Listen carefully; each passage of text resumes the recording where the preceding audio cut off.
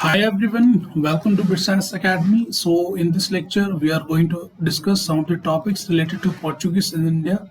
So earlier we have covered the Viceroy of the Portuguese in India, and in this topic we are going to cover the Portuguese state. What is the nature of Portuguese state in India? ठीक है. फिर Portuguese administration in India, religious policies of the Portuguese lost favor with the Mughals, decline of the Portuguese and significance of the Portuguese. ठीक है. सो उनका क्या contribution रहा, उनके क्या रिलीजियस पॉलिसी रही है, उनका जो एडमिनिस्ट्रेटिव सिस्टम था वो कैसा था.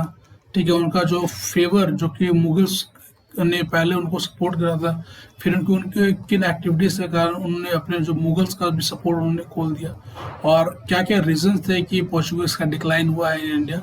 सो इन सभी टॉपिक्स को हम लोग इस लेक्चर में डिस्कस करेंगे. ठीक है. So this lecture is presented by me, Manish Chaudhary, and you can subscribe our channel BitScience Academy to make your preparation for UPSC and many state PCS examinations like JPSC, BPSC, UPPSC, and many more government competitive examination. So you can subscribe our channel, and if you want the PDF of this book, A Brief History of Modern India, you can join our Telegram channel. जो Telegram channel का जो link होगा वो मैं video के description में आपको दे दूंगा. सो सबसे पहला जो टॉपिक है वो है तुम्हारा पोर्चुगीज स्टेट. ठीक है. सो आप अगर देखोगे कि पोर्चुगीज इन इंडिया, तो वी हैव जनरली टेंडेंसी कि हम लोग जो पोर्चुगीज का जो होल्ड था इंडिया में उसको हम लोग अंडर एस्टिमेट करके देखते हैं. रीज़न क्या है?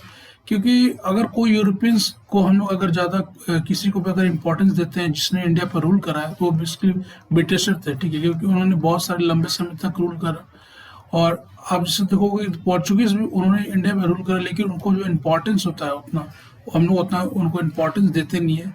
और लेकिन उनका जो रोल है इंडिया में वो बहुत ही इम्पोर्टेंट रहा है. क्यों? क्योंकि आप देखो तो जो डायरेक्ट सी रूट वो बेसिकली पोर्चुगीज ने ही फाइंड करा था, to direct route from the Europe to India. ठीक है. उन्होंने जो मिडिल ईस्ट है, जो ऑटोमन एम्पायर को अगर किसी ने उनका जो डोमिनेंस को अगर हटाया था, तो बेसिकली वो पोर्चुगीज थे. उन्होंने बहुत सारे अरब मर्चेंट्स को उनकी पोजीशन को उन्होंने रिड्यूस किया. उन्होंने बहुत सारे जो गुड्स थे, ठीक है, उनको इंडिया में उन्होंने इंट्रोड्यूस करा. ठीक है. उन्होंने फिटोरिया सिस्टम, कार्टे सिस्टम, बहुत सारे आर्ट एंड कल्चर में वो उन्होंने बहुत सारे कंट्रीब्यूशन दिए हैं. ठीक है. जो क्रिश्चियन मिशनरीज आए थे इंडिया में वो भी उनके समय ही आए थे. क्योंकि आप अगर देखोगे तो जब रोमन एम्पायर जो कि बहुत ही फ्लोरिश कर रहा था in the 16th and 17th century, तो बहुत सारे यूरोपियन कंट्रीज क्या उन्होंने जो क्रिश्चियन जो रिलीजन को एज अ रिलीजन अडॉप्ट करा. तो उसके कारण क्या हुआ कि जो भी यूरोपियन कंट्रीज के किंग्स थे वो उन्होंने क्रिश्चियन धर्म को अपनाया. और फिर जब रोमन एम्पायर का डिक्लाइन स्टार्ट हुआ ड्यू टू वेरियस रीजन, तो फिर इमरजेंसी होता है ऑटोमन एम्पायर का. तो ऑटोमन एम्पायर के इमरजेंसी में क्या हुआ कि बहुत सारे अरब्स उन्होंने अपने बहुत सारे डोमिनेंस को एस्टैब्लिश किए in the Red Sea area, और अभी जो अरबियन सी है उसमें उन्होंने बहुत सारे अपने डोमिनेंस को एस्टैब्लिश करा. तो इनके बीच में क्या हो गया, एक एनिमी स्टार्ट हो गया कि कौन एम्पायर है वो सबसे ज़्यादा सुपीरियर है. तो पोर्चुगीज जब इंडिया आए तो उन्होंने अपने साथ दो एम्स को रखा. पहला कि हमको एक डायरेक्ट सी रूट एक्सेस करना टू इंडिया जो कि ओरिएंटल ट्रेड्स के लिए.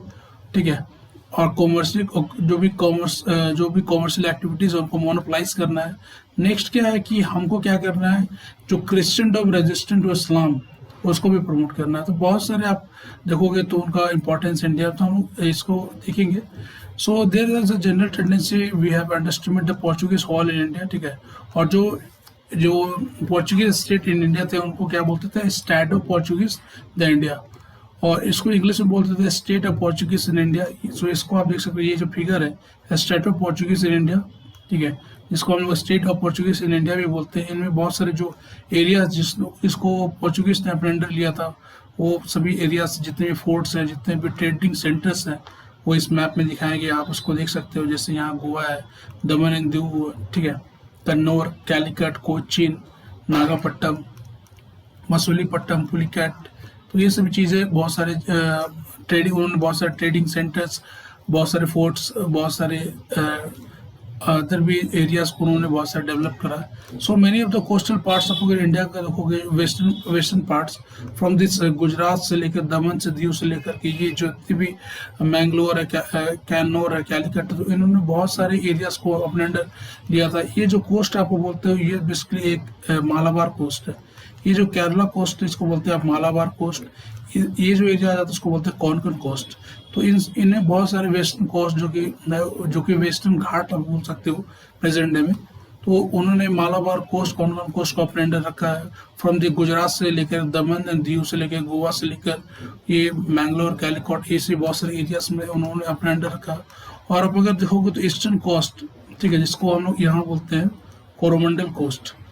सो कोरोमंडल कोस्ट को भी उन्होंने बहुत सारे अपने अंडर से रखा है। जो इवन दी हुगली, जो कि बहुत ही इंपॉर्टेंट ट्रेडिंग सेंटर थी और जो कि बाद में बहुत ही फ्लोरिश करती है व्हेन द ब्रिटिशर थे, जो इंग्लिश थे, जो उसको बाद में कब्जा करते हैं। तो हुगली भी बेसिकली वो डेवलप की गई है by the this Portuguese. So in the south they have under them a chain of sea port, fort and trading points. उन्होंने बहुत सारे सी पोर्ट्स को इस्टेब्लिश किए, उन्होंने बहुत सारे फोर्ट्स को इस्टेब्लिश किए, उन्होंने बहुत सारे ट्रेडिंग सेंटर्स को इस्टेब्लिश किए, ठीक है। और उनके कारण क्या था कि उनका जो इन्फ्लुएंस था in the Indian Ocean region वो बहुत ही हाई था। उन्होंने कार्टेज सिस्टम, उन्होंने फिटोरिया सिस्टम को इंट्रोड्यूस करा था। उनको जो शिप्स थी, मतलब इंडियन ओशन रीजन के जितने भी कॉमर्शियल एक्टिविटीज को उन्होंने मोनोपोलाइज कर दिया था। वो बेसिकली शेयरिंग में बिलीफ रखते नहीं थे। शेयरिंग में प्रॉफिट को शेयर करना उनका वो उसमें कोई भी बिलीफ था नहीं। वो बेसिकली चाहते थे कि ये जो जितने भी ओरिएंटल ट्रेड्स है उसको वो चाहते थे कि मोनोपोलाइज कर दे। So Portuguese establish many military forts and settlements in the east coast at Santhome, ठीक है, जो कि चेन्नई में लोकेटेड है, और नागापट्टनम जो कि आंध्रा में लोकेटेड। तो ये आप यहाँ देख सकते हो, यहाँ सैंडोम फोर्ट है, ठीक है, और यहाँ आप देख सकते हो यहाँ नागापट्टनम में, ठीक है। सो टुवर्ड द 16th सेंचुरी बहुत सारे उन्होंने वेल्थी सेटलमेंट एस्टैब्लिश किए एट द हुगली ऑल्सो। तो हुगली जो कि पहले एक छोटी सी ट्रेडिंग सेंटर थी, बाद में अगर वो बड़े ट्रेडिंग सेंटर में फ्लोरिश होती है तो उसका भी कंट्रीब्यूशन पोर्चुगीज को ही जाता है। So Portuguese always have a role to play between the successive battle for the balance of power. तो पोर्चुगीज का एक अनदर रोल क्या था कि वो प्ले करते थे as a balance of power between the successive battle. ठीक है, मान लो जैसे विजयनगर एंड डेक्कन सुल्तान फाइट कर रहे हैं, या डेक्कन एंड मुगल सुल्तान फाइट कर रहे हैं, या मुगल्स एंड मराठा फाइट कर रहे हैं, तो जो भी वीकर सेक्शन होगा वो क्या करेंगे, पोर्चुगीज उनको सपोर्ट करेंगे।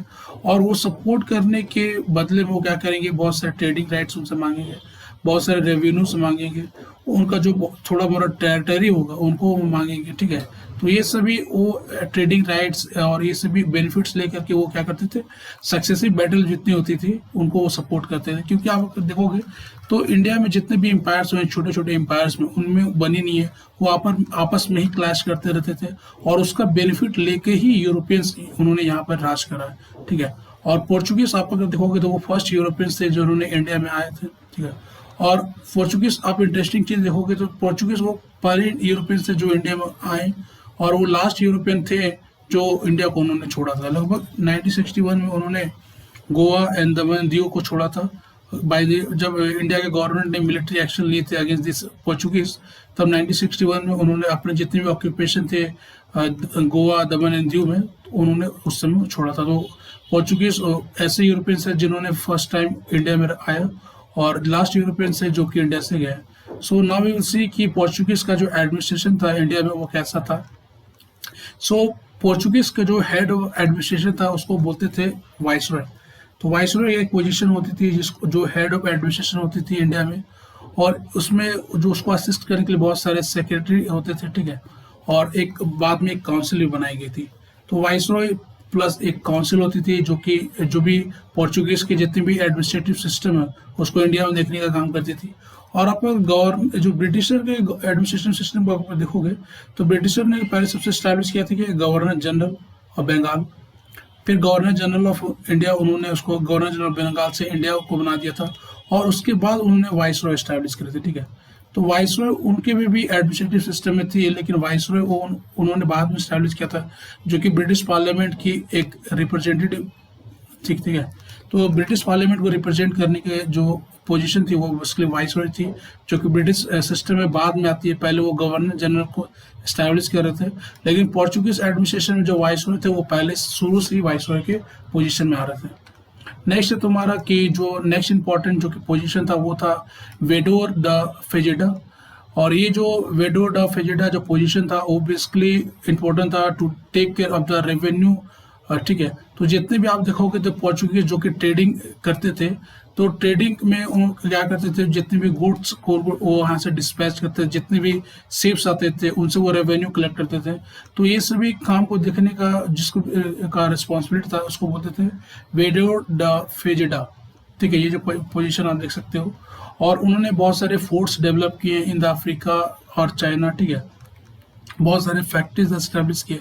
फोर्ट्स क्या होता है? फोर्ट्स बेसिकली एक बहुत बड़ा, आप देखोगे तो बहुत बड़ा एक इमारत और बिल्डिंग जो होता है वो बेसिकली क्या होता है कि आप देखो जो हमारा जो ट्रेडिंग सेंटर होता है क्या होता है, तो ट्रेडिंग सेक्टर को प्रोटेक्ट करने के लिए वो उन्होंने बहुत सारे फोर्ट्स एस्टेब्लिश किए। ठीक है, इवन दी जो जहांगीर उन्होंने अपोज किया था, तो उनके अपोजिशन के बाद भी उन्होंने बहुत सारे अपने फोर्ट्स को डेवलप किए थे। और उन्होंने रीज़न दिया था कि they want to protect their trading centres. ठीक है, और उनका हम लोग देखेंगे कि रिलीजियस पॉलिसी क्या थी पोर्चुगीज का। सो मूर्स थे, जो मूर्स आप अगर देखोगे तो ये बेसिकली एक्टिव थे 7 to 15 century in the northern Africa. और ये भी बेसिकली एक इस्लामिस्ट मिलिटेंट ग्रुप थी। ठीक है, तो ये जो Islamist militant groups the Moors थी जो कि नॉर्थर्न अफ्रीका में एक्टिव थी। फिर अरब्स थे जो कि मिडिल ईस्ट में एक्टिव थे, जो कि ऑटोमन एम्पायर के दौरान उन्होंने अपने आप को बहुत ही एडवांस कर लिया था। ठीक है, जितने भी ओरिएंटल ट्रेड्स को उन्होंने कंट्रोल कर लिया था। तो ये सभी जो जितने भी अरब्स थे, मुस्लिम्स थे, तो जब ऑटोमन एम्पायर बहुत ही फ्लोरिश हो रहा था, ठीक है, और रोमन एम्पायर का धीरे धीरे डिक्लाइन हो रहा था, तो जितने भी बिशॉप्स थे, पोप्स थे, ठीक है, चर्च थे, कैथोलिक चर्च थे, उन्होंने जो पोर्चुगीज को दो एम दिया था कि आप ओरिएंटल ट्रेड करो, और दूसरा क्या है, आप क्रिश्चियनडम रेजिस्टेंट टू इस्लाम करो।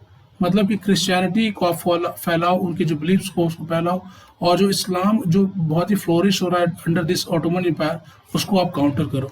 तो ये सभी उनको बहुत सारे एम्स दिए गए थे बाय दिस कैथोलिक चर्च।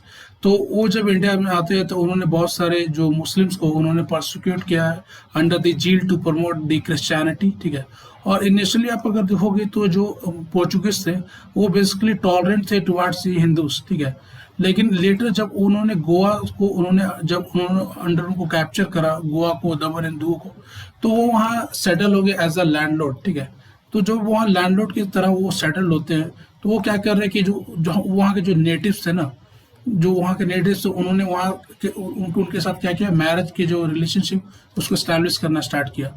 और वो जब वहाँ के जो मैरिज रिलेशनशिप स्टार्ट कर रहे थे तो वो क्या करते, फोर्सफुल कन्वर्जन कर रहे थे इवन द हिंदूज। तो वो क्या करते थे, जितने भी वुमेन थी जो हिंदू धर्म को फॉलो करती थी वो उनके साथ मैरिज रिलेशनशिप स्टैब्लिश करते थे, और वो उनको फोर्स करते थे कि आप क्रिश्चियन में जो क्रिश्चियनिटी धर्म है उसको आप अडॉप्ट करो।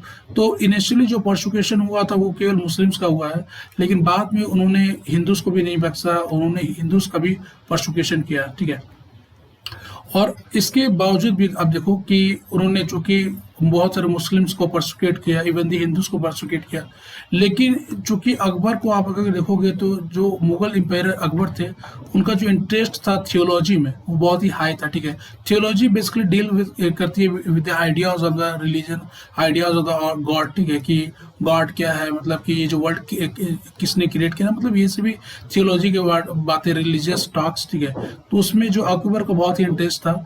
तो इसके कारण क्या हुआ कि जो भी पोर्चुगीज जो भी बहुत सारे उनके साथ जो वो भी क्रिश्चियन मिशनरीज उनके साथ आए थे, तो उन्होंने क्या किया कि जो भी क्रिश्चियन मिशनरीज आए थे उनमें बहुत सारे क्रिश्चियन मिशनरीज को उन्होंने इनवाइट किया कि we want to discuss the topics of theology. ठीक है, ये जो आप क्रिश्चियन मिशनरीज हो, आप जो क्रिश्चियन धर्म को प्रमोट कर रहे हो, तो आपके क्रिश्चियन धर्म में क्या क्या बातें लिखी गई है, क्या क्या गुड्स पॉइंट्स हैं। ठीक है, तो वो उनको डिस्कस करना चाहते थे अकबर। ठीक है, क्योंकि उनका इंटरेस्ट थियोलॉजी में बहुत था। तो इसकी चूंकि वो पोर्चुगीज मुस्लिम्स को परसिक्यूट कर रहे हैं, लेकिन इसके बावजूद भी उनका जो पोजीशन था in the court of Akbar वो बहुत ही अच्छा था, बहुत ही हाई था।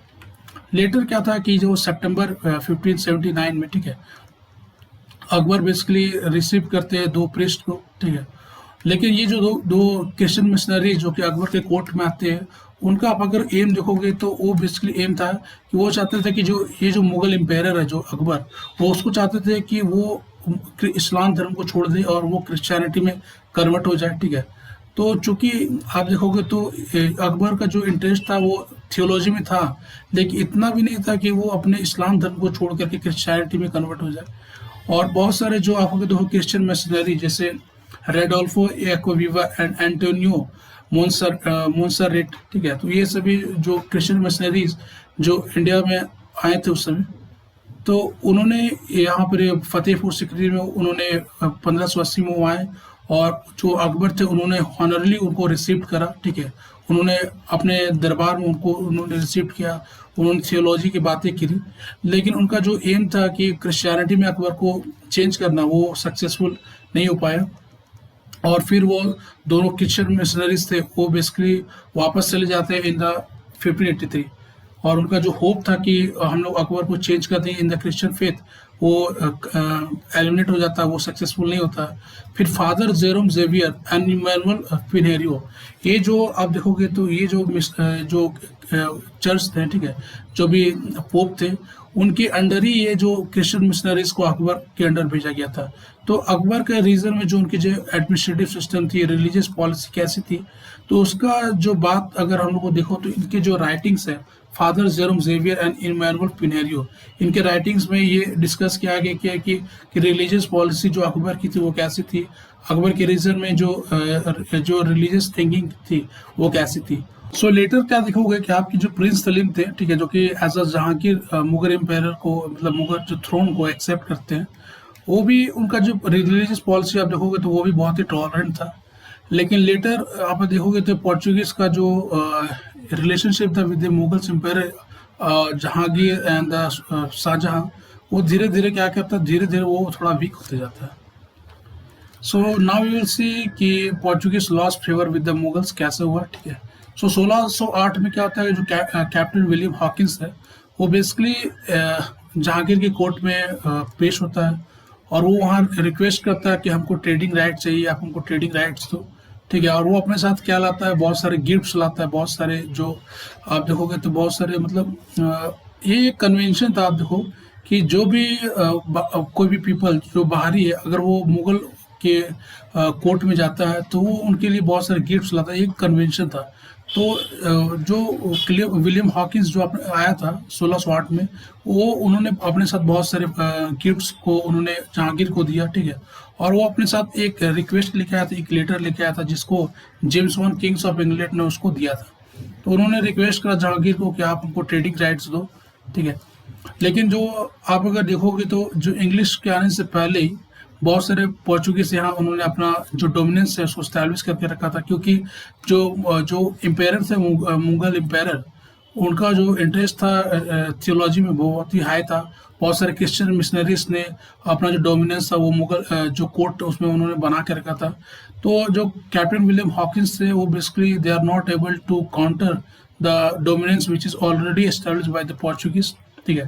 तो इसके कारण क्या होता है कि जहांगीर है वो उसको जहांगीर उतने सारे राइट्स है वो कैप्टन विलियम हॉकिंस को उतना मिलता नहीं है, ठीक है। So Jahangir accepted the gift of Hawkins brought with him and give some of the favourable reception in 1609। तो जहांगीर हॉकिंस को बहुत सारे जो फेवरेबल रिसेप्शन है वो देता है, और पोर्चुगीज इवन इफ कितने भी उनको अपोज करते हैं कि आप इसको फेवरेबल रिसेप्शन नहीं दो, आपको उसको ट्रेडिंग राइट्स मत दो, लेकिन इसके बावजूद भी जहांगीर को देता है। क्यों? क्योंकि वो उनके लिए बहुत सारे गिफ्ट्स लेकर गया था। क्योंकि हमारे जो रूलर थे ना, वो बेसिकली बहुत ही लालची थे। वो केवल देखते थे कि जो सामने वाला पर्सन हमारे लिए गिफ्ट लेके आए, लेकिन वो ये नहीं देखते थे कि ये इंटेंशन क्या है उनका, ये क्यों यहाँ आए। पहले तो ये यहाँ गिफ्ट दे रहे, बाद में क्या करते हैं, ये इनको ही रूल करेंगे बाद में। तो ये तो बहुत ही बकलोर पीपल थे, हाँ, ये बहुत ही तेज पीपल थे। So the Hawkins knew the Turkic language well and conversed with the emperor and that language without the aid of the interpreter, ठीक है। सो हॉकिंस को आप अगर देखोगे तो ये विलियम हॉकिंस बेसिकली एक तुर्की लैंग्वेज जानता था, और इसके कारण क्या हुआ कि जो कन्वर्सेशन बिटवीन था Jahangir and the William Hawkins, वो बेसिकली एक डायरेक्ट कॉन्टेक्ट था। तो डायरेक्ट कन्वर्सेशन होने के बीच में क्या होता है कि जो भी मिसअंडरस्टैंडिंग होती है वो नहीं होती, क्योंकि आप डायरेक्टली बात करते हो किसी विदाउट एनी इंटरप्रेटर, तो आप जो भी बात बोलते हो, आप जो भी कन्विंस करना चाहते हो सामने वाले पर्सन को, वो आप इजीली कन्विंस कर पाते हो। तो इसमें क्या हुआ कि ब्लिस जो कि placed by the Hawkins, Jahangir appointed him as a mansabdar of the 400 at the salary of 30,000। तो जहांगीर इसमें क्या करता है कि जहांगीर बहुत सारे मनसबदार, लगभग 400 करोड़ की मनसबदारी विलियम हॉकिंस को देता है और बहुत सारे उनको सैलरीज में देता है, लेकिन ये जो सैलरी वो बेसिकली विलियम हॉकिंस एक्सेप्ट नहीं करता है। नेक्स्ट है तुम्हारा कि the grant of trading facility to English of offended the Portuguese, however after negotiation a truce was established between the Portuguese and the Mughal empire. ठीक है, तो चूंकि जहांगीर ने बहुत सारे ट्रेडिंग राइट्स ऑलरेडी इंग्लिश को उन्होंने दे दिया, तो इसके कारण क्या हुआ कि जो इंग्लिश और पोर्चुगीज का जो ट्रेडिंग फैसिलिटी जो रिलेशन था वो खराब हो जाता है। लेकिन जो after the negotiation between this Portuguese and Mughal, उनका रिलेशनशिप फिर से ठीक रहता है। ठीक है, so Portuguese stop the English ships by entering the port of Surat. ठीक है, और जो विलियम हॉकिंस था वो बेसिकली मुगल कोर्ट को 1611 में छोड़ देता है। रीज़न क्या था कि पहले उन्होंने बहुत सारे गिफ्ट्स दिए थे, बहुत सारे जहांगीर को उन्होंने राइट्स दिया, लेकिन अब क्या है कि जो पोर्चुगीज ने चूंकि अपना बहुत ही स्ट्रॉन्ग होल्ड मुगल कोर्ट में बना के रखा था, तो उसको विलियम हॉकिंस इसलिए उसको काउंटर करने नहीं पा रहा था। तो इसके कारण वो चूंकि वो उसको काउंटर करने नहीं पा रहा था, तो उसने मुगल कोर्ट को 1611 में छोड़ दिया, और नवंबर 1612 में इंग्लिश शिप्स को अपने अंडर वो लेकर के आता है, और वो सक्सेसफुली पोर्चुगीज के जितने भी नेवीज थे, शिप्स थे, उनको वो फाइट करता है, और उस फाइट में वो पोर्चुगीज के शिप्स को बहुत ही बुरी तरीक़ा से हराता है। और जब ये बात जहांगीर को पता चलती है कि पोर्चुगीज के शिप्स को, नेवीज को इंग्लिश ने हरा दिया, वो बहुत ही ये जो इंग्लिश है नेवी से बहुत ही सरप्राइज होता है, क्योंकि आप अगर देखोगे तो इस समय तक अगर जो जहांगीर थी, वो जहांगीर के पास कोई भी अपना एक नेवी नहीं था, लेकिन अब वो इंग्लिश को देख रहे हैं कि navy even the superior of the Portuguese, तो उनसे हाईली इम्प्रेस्ड होते हैं। और आप अगर देखोगे तो इस समय जो पोर्चुगीज थे वो बहुत ही अदर इंडल्ज एक्टिविटीज़ में वो इंडल्ज थे। ठीक है, बहुत सी मतलब जो बेकार के एक्टिविटीज़ थे उनमें वो इंडल्ज हो चुके थे, जैसे एक्ट ऑफ पायरेसी थे। ठीक है, फिर मुस्लिम्स को मार काट रहे थे। ठीक है, उनका प्रोसिक्यूशन कर रहे थे। वो बेसिकली जो लेबर के जो भी ट्रेड्स होते हैं वो उसमें इंडल्ज थे। ठीक है, तो फोर्स लेबर ट्रेड है, फिर ये सभी बहुत सारे जो एक्टिविटीज़ में इंडल्ज हो चुके थे, जिसके कारण क्या था कि उनका जो रिलेशनशिप था जो मुगल जो एम्पायर के साथ, कोर्ट के साथ, वो उनका रिलेशनशिप खराब हो चुका था। और पोर्चुगीज ने क्या किया था कि जहांगीर के ही जो बहुत सारे जो लगभग दो जो उनके कोर्ट में जो दो वुमेन्स थी, उनको उन्होंने एब्डक्ट कर लिया था। और जो पोर्चुगीज के जो वाइसरॉयज थे, वो उनका जो एटीट्यूड आप अगर देखोगे तो वो भी एटीट्यूड बहुत ही एरोगेंस वाला एटीट्यूड था, जिसके कारण उनका जो रिलेशन था वो पोर्चुगीज के साथ बनता नहीं था। ठीक है, तो ये सारी बातों के कारण उनका जो रिलेशनशिप था वो मुगल के साथ धीरे धीरे खराब होते गया। So now we will see the capture of Hooghly. ठीक है, so on the basis of imperial फरमान जो कि दिया गया था 1579 में, पोर्चुगीज अपने बहुत सारे जो ट्रेडिंग सेंटर्स को वहाँ इस्टेब्लिश करते हैं द सदगांव और बंगाल। ठीक है, और ये जो ट्रेडिंग सेंटर वो बंगाल में इस्टेब्लिश करते हैं, इसके कारण क्या होता है कि जो उसकी जो प्रोस्पेरिटी होती है, ये जो ट्रेडिंग सेंटर यहाँ इस्टेब्लिश की गई बाय द पोर्चुगीज, उसकी प्रोस्पेरिटी बहुत ही बढ़ती है। और बाद में ही ये सदगांव जो कि ट्रेडिंग सेंटर पोर्चुगीज ने इस्टेब्लिश किया है, वो हुगली में कन्वर्ट हो जाता है, और यहाँ बहुत ही बड़ा ट्रेडिंग सेंटर इस्टेब्लिश होता है। ठीक है, और आप अगर देखोगे तो यहाँ जो पोर्चुगीज ने अपने जो पोजीशन को वो बहुत ही उन्होंने हाई बना करके रखा था। उन्होंने बहुत सारे फोर्ट्स इस्टेब्लिश करके रखे थे, और उन्होंने क्या करा था कि उन्होंने जो साल्ट की जो मैन्युफैक्चरिंग थी उनको उन्होंने मोनोपलाइज कर दिया था। उन्होंने बहुत सारे कस्टम हाउस, बहुत सारे ट्रेडिंग सेंटर्स, उन्होंने बहुत सारे फोर्ट्स इस्टेब्लिश किए थे to protect their trading centres. ठीक है, उन्होंने एक नई सिस्टम्स को इंट्रोड्यूस करा था जिसको बोलते हैं फिटोरिया एंड कार्ट सिस्टम, और उसके थ्रू जितने भी इंडियन ओशन रीजन में अदर जो शिप्स थे उनको वो रेगुलेट करते थे, उनकी एक्टिविटीज़ को। ठीक है, और वो फिर इंडल्स थे under the trading of this slave. ठीक है, so Portuguese were also involve in the piracy, फिर उन्होंने क्रूल स्लेव ट्रेड, ठीक है। तो ये स्लेव ट्रेड भी उन्होंने बहुत सारे एस्टैब्लिश किए थे। जो वो क्या करते थे कि जब जो भी इंडियंस है, जो हिंदूज हो या मुस्लिम्स हो, वो उनको चिल्ड्रन को एबडक्ट कर लेते थे, फिर उनको अदर एरियाज में उनको एज अ स्लेव उनको बेच दिया करते थे। तो इसी कारण जो रिलेशनशिप थी वो बहुत ही ख़राब हो रही थी मुगल्स के साथ, ठीक है। और इस ये जो भी एक्टिविटीज़ हुई थी, और पोर्चुगीज ने क्या किया था कि उन्होंने लगभग 2 स्लेव गर्ल्स थे जो कि मुमताज़ महल थे, उनको भी उन्होंने एबडक्ट कर लिया था। तो 1632 में मुगल जो एम्पायर थे, ठीक है, उन्होंने शाहजहाँ उन्होंने ऑर्डर किया कि आप ये जो पोर्चुगीज है उसके खिलाफ एक्शन लो। टू दिस बंगाल के जो गवर्नर थे कासिम खान को उन्होंने ये ऑर्डर दिया था। और उसके बाद क्या है कि वो जो बंगाल के जो गवर्नर हैं, ठीक है, उन्होंने क्या किया कि हुगली को उन्होंने सीज कर लिया और वहाँ से पोर्चुगीज को उन्होंने वहाँ से हटा दिया। फिर नाउ विल सी कि decline of the Portuguese. So 18th century में आप देखोगे तो जो पोर्चुगीज का जो डोमिनेंस था इंडिया में, इंडिया के कॉमर्शियल एक्टिविटीज़ में, इंडिया के जो भी जो ट्रेडिंग एक्टिविटीज़ में जो उनका जो डोमिनेंस था वो धीरे धीरे कम हो रहा था। रीज़न क्या था कि बहुत सारे जो रीजनल पावर थे वो निकल कर के आ रहे थे। और फिर जैसे आप अगर देखोगे कि जो पहले जो सी रूट का जो आइडिया था कि वो पहले पोर्चुगीज तक ही लिमिटेड था, उनको ही पता था कि सी रूट्स इंडिया के लिए कौन सा रूट है। लेकिन अब जो अदर कंट्रीज है, जैसे यूरोपियन कंट्रीज है, इंग्लिश है, डच है, उनको भी ये बात पता चल गई कि अगर इंडिया के लिए आपको ओरिएंटल ट्रेड करना है तो क्या क्या रूट हो सकते हैं, ठीक है। उन्होंने भी ये रूट को फाइंड कर लिया था। और फिर पावरफुल जितने भी अगर जो नेटिव जो आप अगर देखोगे तो जो नेटिव्स जो बहुत ही पावरफुल डायनेस्टीज थे वो इंक्रीज हो रहे थे। तो बहुत सारे रीजन के कारण उनका डिक्लाइन स्टार्ट हुआ था। So by the 18th century Portuguese in India lost their commercial influence, though some of them still carried on the trade in the individual capacity, many took piracy and robbery. तो by the 18th century Portuguese का जो dominance था in the commercial activity in the India वो धीरे धीरे reduce होता है। और उनका जो पहले जो activity as a company activity था वो इंडिविजुअल लेवल पर रिड्यूस हो जाता है। और वो अब क्या कर रहे हैं, वो एज अ कॉमर्शियल कंपनी से चेंज होकर अब वो पायरेसी की ओर जा रहे हैं, ठीक है, वो रॉबरी की तरफ वो उनका इंटेंशन हो चुका था। और हुगली जो कि सम ऑफ द इम्पोर्टेंट जो ट्रेडिंग सेंटर थी ऑफ द पोर्चुगीज, ठीक है, तो वो भी बेसिकली एक बेस बन जाती है for the piracy in the Bay of Bengal. तो इसके कारण जो हुगली का जो भी इम्पोर्टेंट था एज अ ट्रेडिंग सेंटर वो भी रिड्यूस हो जाता है। So some of the factor आप देखोगे तो पहला था the local advantage gain by the Portuguese in India were reduce with the emergence of the powerful dynasties in the Egypt, Persia and north India.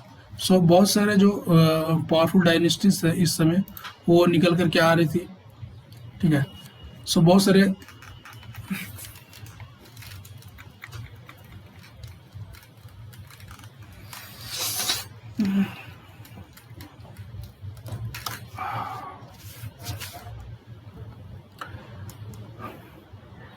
So now we will see the decline of Portuguese in India. So by the 18th century आप अगर देखोगे तो Portuguese का जो dominance था in India वो basically धीरे धीरे रिड्यूस हो रहा था। रीज़न क्या था, क्योंकि पहले क्या था कि जो Portuguese as a trading activities करते थे, लेकिन अब क्या हो रहा है, वो अपना जो ट्रेडिंग एक्टिविटीज़ है वो अपना उनको डाइवर्ट करके वो पायरेसी की ओर जा रहे हैं, रॉबरी की ओर जा रहे हैं, ट्रेड स्लेव कर रहे हैं। तो इसके कारण उनका जो पोजीशन था इंडिया में, जो मुगल कोर्ट में उनका जो पोजीशन था वो डिक्लाइन हो रहा था। तो अब क्या हो गया कि जो हुगली जो उन्होंने एज अ ट्रेडिंग सेंटर उन्होंने इस्टेब्लिश करा था, अब उन्होंने हुगली को as a pace of piracy establish कर दी, ठीक है। तो अब यहाँ number of cases of piracy बहुत इंक्रीज हो चुके हैं। तो अब जो ट्रेडिंग एक्टिविटीज़ होगी वो नहीं होगी, तो उनका जो रेवेन्यू होगा वो लॉस होगा। तो इसके कारण उनका क्या हुआ, धीरे धीरे डिक्लाइन एस्टैब्लिश हो गया। अनदर रीज़न आप अगर देखोगे तो बहुत सारे जो रीजनल जो कि डायनेस्टी से वो बेसिकली इमर्ज हो रही थी। जैसे आप देखो तो जो इजिप्ट है, पर्शिया है, नॉर्थ इंडिया में बहुत सारे जो लोकल डायनेस्टी थी, जो पावरफुल डायनेस्टी थी, उनका इमर्जेंस हो रहा था। मराठास जो कि बहुत ही पावरफुल थे, उनका इमर्जेंस हो रहा था as a immediate neighbour of the Portuguese settlement, ठीक है। और मराठास ने भी बहुत सारे जो बेस थे पोर्चुगीज को उनको उन्होंने अपने अंडर ले लिया था इन द 1739। और रिलीजियस पॉलिसी आप अगर पोर्चुगीज को देखोगे तो चूँकि वो इनिशियली मुस्लिम्स को परसिक्यूट कर रहे थे, बाद में उन्होंने हिंदूज को भी परसिक्यूट किया। आप जब उन्होंने गोवा को अपने अंडर ले लिया, दमन हिंदू को अपने अंडर ले लिया, तो वहाँ वो क्या कर रहे थे, वो वहाँ फोर्सफुल मैरिज कर रहे थे। वहाँ के जितने भी लोकल वुमेंस थे वो उनको फोर्सफुल मैरिज करते थे और उनको वो प्रेशराइज करते थे कि आप क्रिश्चियन धर्म को एक्सेप्ट करो। तो इसके कारण उनका जो इन्फ्लुएंस था वो रिड्यूस हो रहा था। वो डिसऑनेस्ट ट्रेड प्रैक्टिसेस करना स्टार्ट कर दिए थे उन्होंने, ठीक है। सी पायरेट्स का काम करने लगे थे, पायरेसी का काम करने लगे थे, ठीक है। तो और बे ऑफ बंगाल हुगली उनको उन्होंने एज अ पायरेसी सेंटर उन्होंने एस्टेब्लिश कर दिया था। और जो आप अगर देखोगे तो पोर्चुगीज के जितने भी जो वाइसरॉय थे, उनका जो बिहेवियर था वो बहुत ही एरोगेंट था, बहुत ही वायलेंट बिहेवियर था टुवर्ड दिस मुस्लिम और मुगल एम्पायर। तो इसके कारण उनका जो रिलेशनशिप था विद द मुगल एम्पायर वो भी धीरे धीरे डिक्रीज होता है। फिर डिस्कवरी ऑफ ब्राज़ील, ठीक है। तो जो ब्राज़ील का डिस्कवरी जो पोर्चुगीज ने करा था, उनके कारण उनके जो कॉलोनियल एक्टिविटीज़ का जो डायरेक्शन था वो चेंज हो चुका था। अब पोर्चुगीज वो बहुत ही एक्टिव थे इन द वेस्ट, ठीक है। फिर अब union of the two kingdom Spain and Portugal जो कि 1580 में हुई थी, उसके कारण क्या हुआ कि जो पोर्चुगीज का जो इंटरेस्ट था और मोनोपोली वो चाहते थे जो इंडियन ट्रेडिंग सेंटर में एक्टिव इस्टेब्लिश करना, वो धीरे धीरे वो रिड्यूस हो रही थी, ठीक है। तो ये सभी रीज़न थी। और पहले क्या थी कि जो मोनोपोली ऑफ नॉलेज जो कि सी रूट की थी इंडिया के लिए, वो केवल पोर्चुगीज को पता थी। लेकिन ये जो सीक्रेट था अब वो सीक्रेट नहीं रहा है। और जो अदर्स हैं जैसे डच है, इंग्लिश है, फ्रेंच है, उनको भी ये ट्रेडिंग जो सी रूट है वो उनको भी अब बात ये पता चल चुकी है। सो इसके कारण उनका जो डिक्लाइन स्टार्ट हो चुका था, ठीक है। और सिग्निफिकेंस आप अगर पोर्चुगीज का देखोगे तो पोर्चुगीज बेसिकली उन्होंने बहुत सारे सिग्निफिकेंट कंट्रीब्यूशन दिए, ठीक है। जैसे वो फर्स्ट यूरोपियन थे जो उन्होंने इंडिया में आए थे। पहला जो सी रूट था, डायरेक्ट सी रूट उन्होंने ही स्टैब्लिश करा था।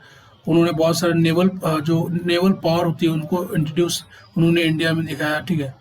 और बहुत सारे जो मिलिट्री इनोवेशन थे जैसे यूज़ ऑफ बॉडी आर्मर, फिर मैचलॉक मैन, फिर गन्स, तो ये सभी उन्होंने बहुत सारे आर्टिलरीज है, ठीक है, उन्होंने यहाँ इंट्रोड्यूस किया। फिर उन्होंने फिटोरिया सिस्टम, कार्टेज सिस्टम, ठीक है, system of drilling groups of infantry, ये सभी जितने भी चीज़ें हैं उनको उन्होंने इंडिया में इंट्रोड्यूस कराया।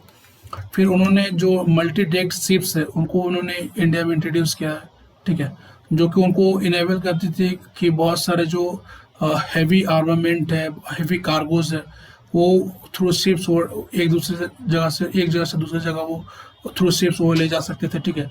उनके साथ बहुत सारे क्रिश्चियन मिशनरीज आए थे और क्रिश्चियन मिशनरीज जब उनके साथ आए थे तो वो अपने साथ बहुत सारे आर्ट कल्चर, क्योंकि आप देखोगे तो ये जो बिल्डिंग्स बन रही है वो बेसिकली एक वेस्टर्न जो आर्किटेक्चर कल्चर है वो बेसिकली इंडिया में इंट्रोड्यूस होती है, ठीक है।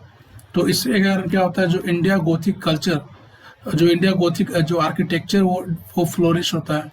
बहुत सारे मिशनरीज साथ में आते थे, तो वो अपने साथ बहुत सारे जो भी नए आइडियाज़ थे, जो क्रिश्चियंस के जो उनके जो आइडियाज़ थे उनको इंडिया में इंट्रोड्यूस करते। तो ये सभी बहुत सारे उन्होंने कंट्रीब्यूशन किए इंडिया में, ठीक है। उन्होंने बहुत सारे प्रिंटिंग प्रेस इस्टेब्लिश किए, उन्होंने बाइबल को इंट्रोड्यूस किया है, ठीक है, बहुत सारे रीजन में इंडिया में। उन्होंने बहुत सारे जो क्रॉप्स जैसे टोबैको हो गया, फिर बहुत सारे फ्रूट्स है, वेजिटेबल्स है जैसे पोटैटोज है, ठीक है, और चिलीज है, पाइनएप्पल्स है, ग्राउंडनट्स है, तो ये सभी को उन्होंने इंट्रोड्यूस किया। Art of silver Smith and gold Smith उन्होंने यहाँ इस्टेब्लिश करा इन द गोवा रीजन में। उन्होंने बहुत सारे वुड वर्क एंड स्कल्पचर, फिर ठीक है, पेंटिंग्स, इन सब में उन्होंने बहुत सारे कंट्रीब्यूशन करा। So this is all about this today's lecture. So thanks for listening us. And हम लोग जो मॉडर्न इंडियन हिस्ट्री को थ्रू एमसीक्यूज भी कवर कर रहे हैं, इसमें बहुत सारे हम लोग एमसीक्यूज देख रहे हैं, सो आप इसको भी चेक कर सकते हो। तो thanks for listening us. So thank you.